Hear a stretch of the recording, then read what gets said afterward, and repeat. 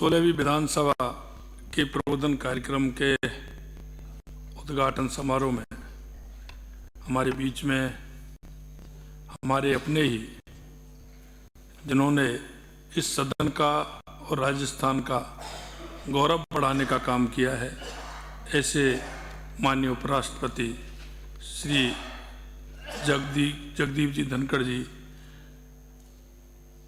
हमारे विधानसभा के अध्यक्ष माननीय वासुदेव जी देवनानी जी, हमारे सभी विधायकगण, उपस्थित महानुभाव, आज माननीय उपराष्ट्रपति जी का 16वीं विधानसभा के लिए आयोजित प्रबोधन कार्यक्रम में स्वागत करता हूं।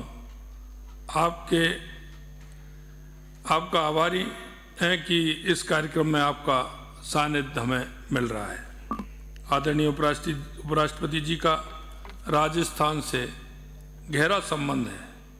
ये हमारे लिए गौरव की बात है कि आप भारत के उपराष्ट्रपति पद पर आसीन हैं। प्रबोधन कार्यक्रम के आयोजन के लिए माननीय विधानसभा अध्यक्ष श्री वासुदेव जी देवनानी जी का साधुवाद देता हूँ। मैं इस कार्यक्रम में उपस्थित सम्मानित वक्ताओं का स्वागत करता हूँ। राजस्थान विधानसभा में माननीय सदस्यों के लिए प्रबोधन कार्यक्रम समय समय पर आयोजित किए जाते रहे हैं।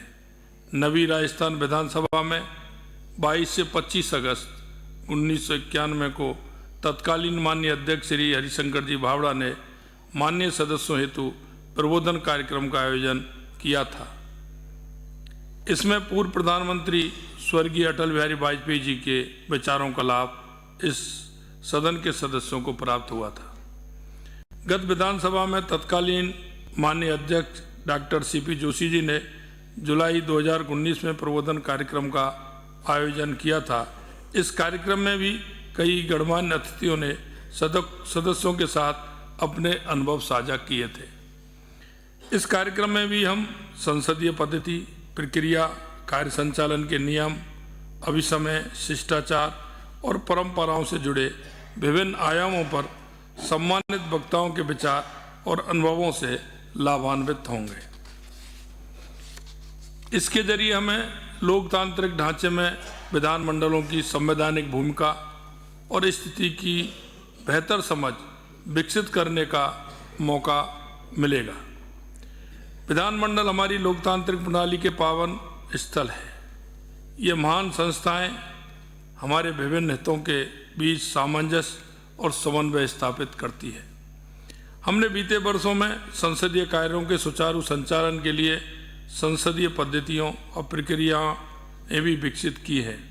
संसदीय पद्धति और प्रक्रियाओं के तहत कोई भी सदस्य लोक महत्व के मुद्दों को प्रभावी ढंग से उठा सकता है, जनता की शिकायतों को प्रस्तुत कर सकता है, उनके समाधान की मांग कर सकता है और सरकार के नीति निर्धारण पर सार्थक प्रभाव डाल सकता है।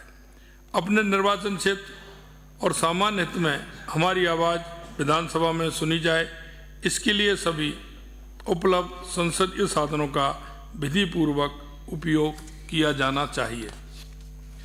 लेकिन हमारा दायित्व है कि हम सभा के समय बुद्धिमानी और विवेकपूर्ण तरीके से उपयोग करें। विधानसभा का समय बहुमूल्य है और इसके कामकाज का असर करोड़ों लोगों के जीवन पर पड़ता है। 14वीं विधानसभा में 990 घंटे और 15वीं विधानसभा में 1068 घंटे का काम हुआ है। हम विधानसभा को और उपयोगी कैसे बना सकते हैं, इस पर भी विचार किया जाना चाहिए। असहमति और मतभेद लोकतंत्र के अभिन्न अंग हैं और उन्हें अभिव्यक्त करने के लिए समुचित साधन उपलब्ध है। मुझे गर्व है कि हमारी विधानसभा में समस्त प्रकार के विचारों और आकांक्षाओं को समान महत्व प्रदान करने की परंपरा है। हाल में ऐसे अनेक उपाय किए गए हैं जिससे संसदीय कार्य को सहज और सुव्यवस्थित बनाया जा सके। ये सदस्यों पर निर्भर है कि वे नियमों और प्रक्रियाओं का किस तरह से सदुपयोग करते हैं और व्यापक हित में सभा को सुगमतापूर्वक संचालित करने में सहायता करते हैं। कई नई परिपाटियां और पद्धतियां भी विकसित हुई हैं। जिनके रूबरू होना जनप्रतिनिधियों के लिए बहुत जरूरी है। विधायक निर्वाचित होने से पहले तक तो हमारा कार्य क्षेत्र अपने निर्वाचन क्षेत्र तक ही सीमित रहता है, लेकिन विधायक निर्वाचन होकर विधानसभा में पहुंचने के बाद हमारा कार्य तंत्र को पूरे प्रदेश तक विस्तृत हो जाता है। विधायक को इस बात का ध्यान रखना चाहिए कि वो केवल अपने क्षेत्र की समस्याओं तक सीमित नहीं रहे, बल्कि संपूर्ण राजस्थान की समस्याओं पर भी अपने विचार प्रस्तुत करें। ये सदन सबका है, ये पक्ष प्रतिपक्ष का नहीं, ये सदन हमारा है। ये सदन एक ऐसा मंच है जहाँ जनता की अपेक्षाओं को प्रभावी ढंग से उठाकर अपनी भूमिका अदा कर सकते हैं। आज के इस प्रबोधन कार्यक्रम से हमें कई नई बातें सीखने को मिलेंगी, जिन्हें हम अपनाकर विधायक के रूप में अपने कर्तव्यों का निर्वहन करेंगे। अंत में मैं आप सभी का बहुत बहुत स्वागत और अभिनंदन करता हूं। मकर संक्रांति